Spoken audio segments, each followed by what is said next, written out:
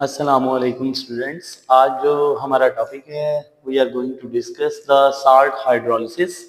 Last video में हमने discuss किया था what is buffer solution and what are the types of buffer, how the buffer works and the Henderson equation to calculate the pH of a buffer solution. आज हम topic की बात करेंगे salt hydrolysis. ठीक है, salt hydrolysis. What is the definition of salt hydrolysis? The reaction of cation and anion of a salt with water. तो student first of all हमें पता है कि एसिड के दो पार्ट होते हैं। one of the part is positively charged while the other is negatively charged. First of all, acid is formed by the combination of an acid and a base. ठीक है, तो सबसे पहले हम बताते हैं कि salt is formed by combination of an acid and a base. जब एक एसिड और बेस रिएक्ट करते हैं उनके रिजल्ट में साल्ट बनता है as well as the formation of water.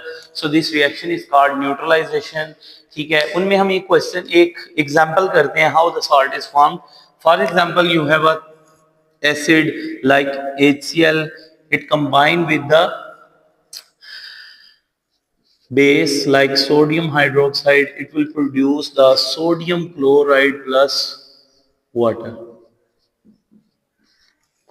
We know that in this compound NaCl, the sodium is positively charged because it's a metal, and metal always have the ability to donate the electron, share the electron, lose the electron. ठीक है, similarly it is a non-metal, so it will have ability to gain the electron, so it will be the salt Na and Cl. The metallic part or anionic part come from the base, and the negative part or anionic part is come from an acid. So this is how salt is formed. ठीक है, तो आज हम पढ़ेंगे कि जब हम किसी भी साल्ट को वाटर में डिसॉल्व करते हैं तो हमारे पास सॉल्यूशन जो बन रहा है आइदर वो एसिडिक है, वो बेसिक है या न्यूट्रल होगा। तो ये हम देखेंगे।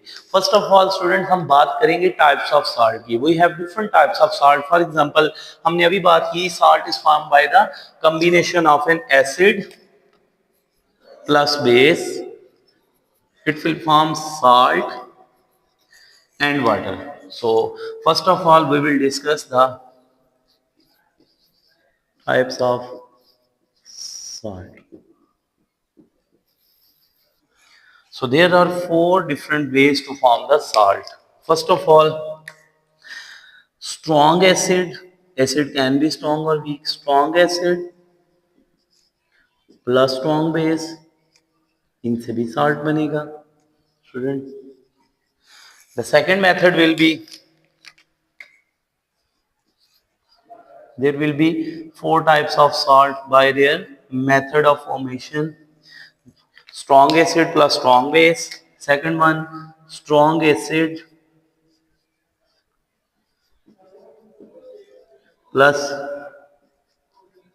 weak base. Third one is weak acid plus strong base. And fourth part is weak acid plus weak base. So we have basically the four types of salt. So student, salt hydrolysis से हम ये बता सकते हैं कि इनमें से कौन सा साल्ट है जिसको हम वाटर में डिसॉल्व करेंगे तो जो सोल्यूशन बनेगा उसकी पीएच ग्रेटर देन 7 होगी, उसकी पीएच लेस देन 7 होगी, या उसकी पीएच एग्जैक्टली 7 होगी। हम मतलब कि उसकी एसिडिक नेचर, बेसिक नेचर के ऊपर कमेंट कर सकते हैं, उसको इजीली आइडेंटिफाई कर सकते हैं by the topic of salt hydrolysis. This is the significance of this topic. So let's see how can we do this phenomena, like हम किस तरह से आइडेंटिफाई कर सकते हैं उस पर हम बात करते हैं। फर्स्ट ऑफ ऑल हम एक ऐसा साल्ट लेते हैं जो एक स्ट्रॉन्ग एसिड और एक स्ट्रॉन्ग बेस से बना है। फॉर एग्जांपल हमारे पास एक स्ट्रॉन्ग एसिड है, फॉर एग्जांपल HCl, प्लस हमारे पास एक स्ट्रॉन्ग बेस है लाइक सोडियम हाइड्रोक्साइड। इससे जो हमारे पास साल्ट बनेगा स्टूडेंट्स वो देखें होगा NaCl प्लस H2O। ठीक है, तो हमारे पास जो साल्ट बना दैट इज सोडियम क्लोराइड। ठीक है स्टूडेंट्स, तो जब हम सोडियम क्लोराइड की बात करें तो सोडियम के हमारे पास कंपोनेंट्स अगर देखे जाएं स्टूडेंट्स, तो हमारे पास सोडियम के दो कंपोनेंट्स हैं। सोडियम हमारे पास Na पॉजिटिव कंपोनेंट होगा, सोडियम का Cl नेगेटिव कंपोनेंट होगा। ठीक है, वन बाय वन स्टूडेंट्स हम इनको कंबाइन करते हैं विद वाटर। ठीक है, इनको वन बाय वन वाटर के साथ कंबाइन करेंगे। फर्स्ट ऑफ ऑल जब हम सोडियम को वाटर के साथ कंबाइन करेंगे स्टूडेंट्स, तो ये हमारे पास देखिए क्या बनेगा। यहाँ हमारे पास sodium hydro oxide plus H positive. Students क्या ये बनेगा सोडियम हाइड्रोक्साइड? नो, ये रिएक्शन नहीं होगा। अगर आप इस रिएक्शन की बात कर भी लें, अगर ये रिएक्शन बन भी जाता है तो रिएक्शन जो है फॉरवर्ड वाली साइड पे बहुत ही कम होगा, अराउंड 1%, और रिवर्स वाली साइड पे ये 99% होगा। The reason is that because sodium hydroxide is a strong base, और हमने ये बात की थी प्रीवियस लेक्चर में कि एक स्ट्रॉन्ग बेस वो बेस होती है जो किस फॉर्म में रहना पसंद करती है, अपनी आयनाइज्ड फॉर्म में इंस्टेड ऑफ दिस फॉर्म। तो वो किस फॉर्म में रहना पसंद करेगी? Na पॉजिटिव की फॉर्म में रहना पसंद करेगी, OH नेगेटिव साथ लूज करेगी। ठीक है, तो इट मींस कि ये वाला रिएक्शन फॉरवर्ड वाली साइड पे होने के चांसेस नहीं है। सिमिलरली स्टूडेंट्स हमारे पास दूसरा कौन सा आयन है? बाय डेफिनेशन हम काम कर रहे हैं नेगेटिव आयन। अगर हम इसको वाटर के साथ कंबाइन करें, ठीक है, तो स्टूडेंट्स यहां हम देखते हैं हमारे पास किस चीज की फॉर्मेशन होगी। ठीक है, तो स्टूडेंट्स यहां अगर देखा जाए तो it will form HCl plus OH negative ion. तो जो एसिड आपके पास बना students HCl, we know that HCl is a strong acid.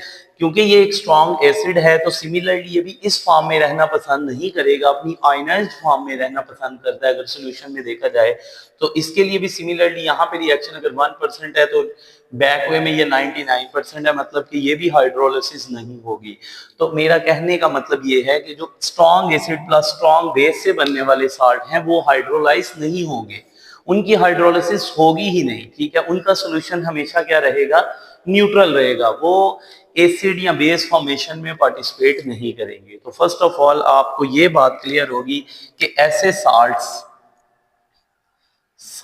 जो किससे बनते हैं? Strong acid plus strong base से, डू नॉट हाइड्रोलाइज्ड।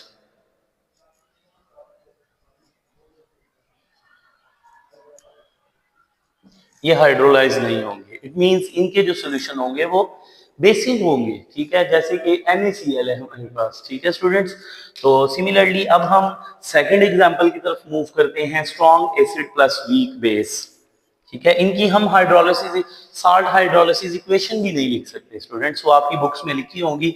वो नेक्स्ट दो साल्ट्स हैं उनके लिए मैं लिखूंगा। Second example is, this was the first example. Second is strong acid plus weak base. तो स्टूडेंट्स स्ट्रॉन्ग एसिड हमारे पास कौन सा है? हमने एग्जांपल ली है HCl की, और weak base for example we have ammonium hydroxide. इसको हम वीक बेस कंसीडर करते हैं। जब इसका रिएक्शन करवाएंगे न्यूट्रलाइजेशन, तो हमारे पास बेटा वाटर बनना है, इधर से हाइड्रोजन और इधर से OH, और साथ में क्या बन जाएगा? Ammonium chloride plus H2O। Student, तो ये हमारे पास यहाँ जो स्टूडेंट साल्ट बना है strong acid plus weak base से, तो बेटा वो साल्ट है ammonium chloride. Let's see, ammonium में हमें पता है, अमोनियम क्लोराइड में ammonium is positively charged, similarly chloride is negatively charge. इसका भी हमने क्या लिख लिया स्टूडेंट्स? कैटायन और एनायन। तो वन बाय वन इनका वाटर के साथ रिएक्शन करवाएंगे तो हम देखते हैं कि जब अमोनियम को वाटर के साथ ट्रीट किया जाता है तो ये क्या बनाएगा? बनाएगा H into OH. We know that OH is partial negatively charged and H is partial positively charged. ठीक है, अब इस पे क्योंकि पॉजिटिव चार्ज है, इस पे नेगेटिव है, तो ये पार्ट इसके साथ आके इसके साथ कंबाइन कर देगा। रिजल्ट में हमारे पास बनेगा ammonium hydro oxide plus, student हमारे पास H पॉजिटिव बनेगा। क्या ये रिएक्शन होने के चांसेस हैं? Yes. Ammonium hydroxide is a weak base, और वीक बेस इसी फॉर्म में रहना पसंद करती है, वो आयनाइज्ड होना पसंद नहीं करती, because it is not easy to hydrolyse sorry ionise the weak base. वो प्रोटॉन या ओ नेगेटिव आयन प्रोड्यूस करना पसंद नहीं करती। सिमिलरली अगर हम इस रिएक्शन की पॉसिबिलिटी देखें तो वी कैन से दैट कि ये रिएक्शन जो है ये फॉरवर्ड वाली साइड पे कितना होगा, 99% सपोज करें हम कह देते हैं, और रिवर्स वाली साइड पे 1%, मतलब ये रिएक्शन होने के चांसेस हैं। Let's see the second part. जो हम सेकंड पार्ट करेंगे वो देखते हैं कि सेकंड पार्ट में हमारे पास क्लोराइड है Cl negative, when it will combine with the water H into OH। तो स्टूडेंट्स हमारे पास फिर से क्या बनेगा, HCl प्लस OH नेगेटिव। तो स्टूडेंट्स अगर देखा जाए तो सिमिलरली ये वाला पार्ट हमारे पास दोबारा आया है, तो हमें पता है कि रिवर्स में ये रिएक्शन 99% देगा और फॉरवर्ड में 1%, मतलब कि HCl की फॉर्मेशन यहाँ नहीं होगी। ठीक है, एक बात आपने याद रखनी है, जो वीक पार्ट होगा, ठीक है, किसी भी साल्ट का, जैसे कि इसमें स्ट्रॉन्ग एसिड और वीक बेस, जो बेस का पार्ट होगा वो वाटर के साथ रिएक्ट करेगा। ये आपने इस तरह से याद रख लेना है।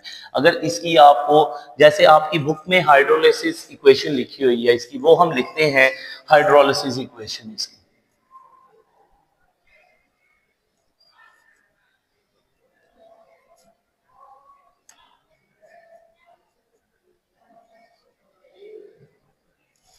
स्टूडेंट इसकी हाइड्रोलिसिस इक्वेशन अगर लिखी जाए तो साल्ट हमारे पास कौन सा, ओवरऑल इक्वेशन हमारे पास आएगी अमोनियम क्लोराइड प्लस, आप इसको ट्रीट करेंगे किसके साथ, वाटर के साथ।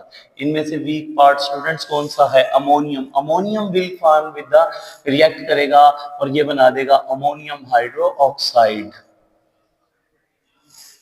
ठीक है स्टूडेंट्स, ये हमारे पास, अरे इसको हम नहीं लेंगे, ठीक है, सिर्फ ये होगा हमारे पास, और ये बनाएगा अमोनियम हाइड्रोक्साइड प्लस क्या बना देगा, H पॉजिटिव।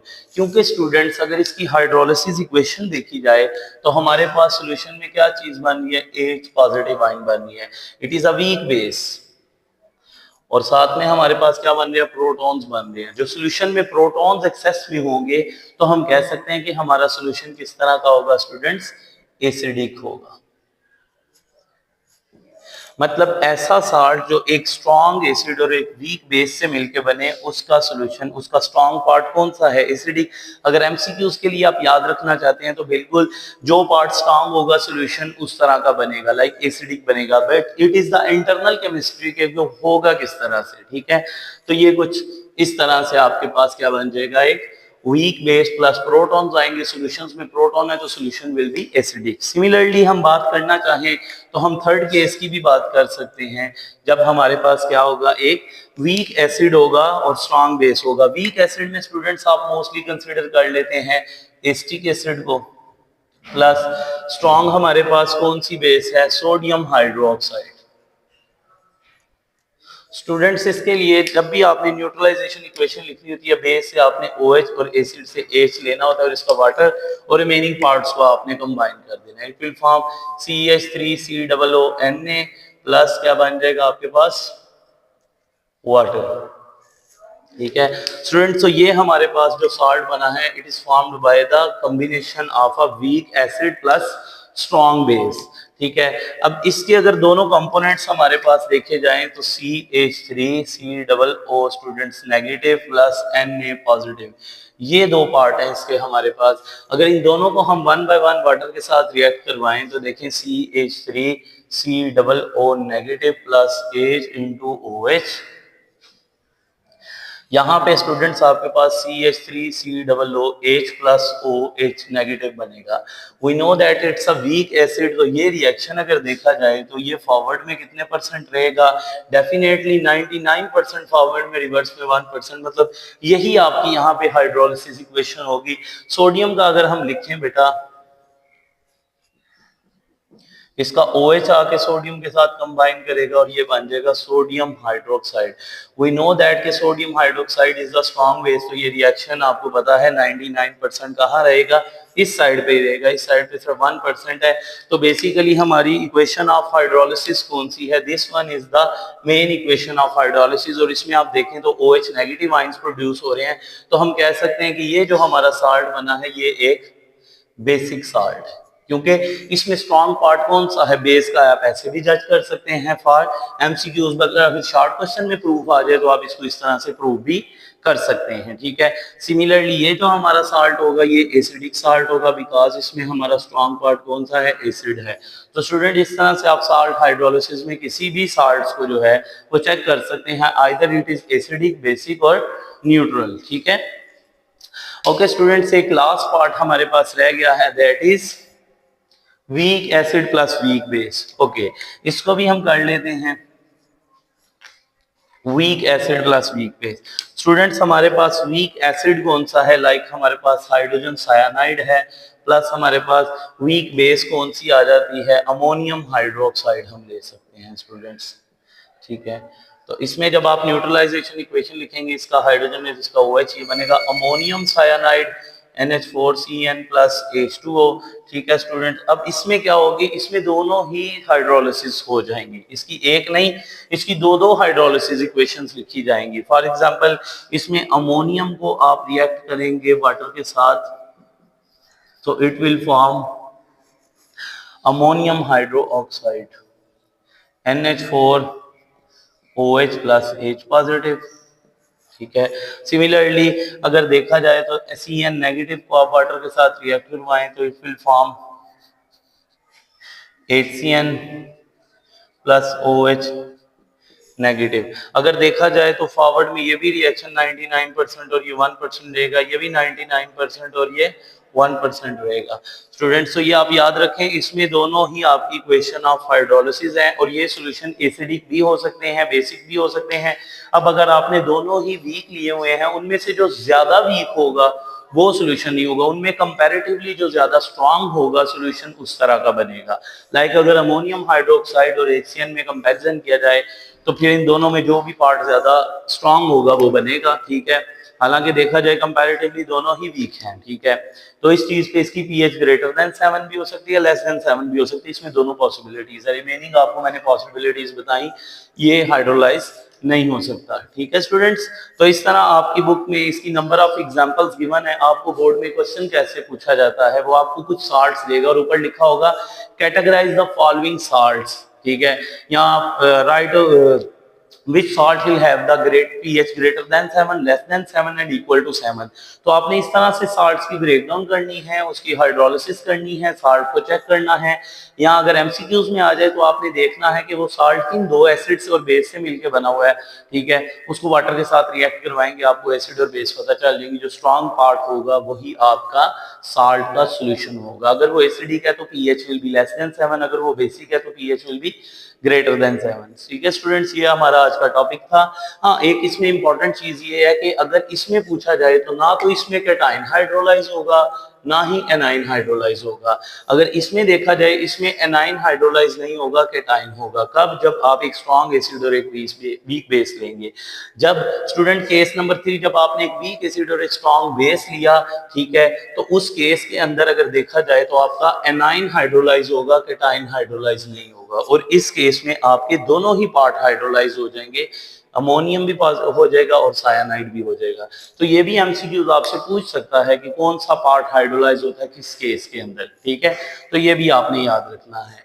ये आज का हमारा बेटा टॉपिक था। इसमें फर्दर आपको कोई क्वेरी हो तो आप जरूर पूछ सकते हैं कमेंट्स के अंदर। इंशाल्लाह I will answer your question. तो फर्दर आप इसको देख लीजिएगा, आपकी बुक के अंदर डिफरेंट वर्क एग्जांपल्स होंगी, उनको सॉल्व कीजिएगा। अगर कोई प्रॉब्लम आए तो आप जरूर पूछ सकते हैं। ओके स्टूडेंट्स, अल्लाह हाफिज।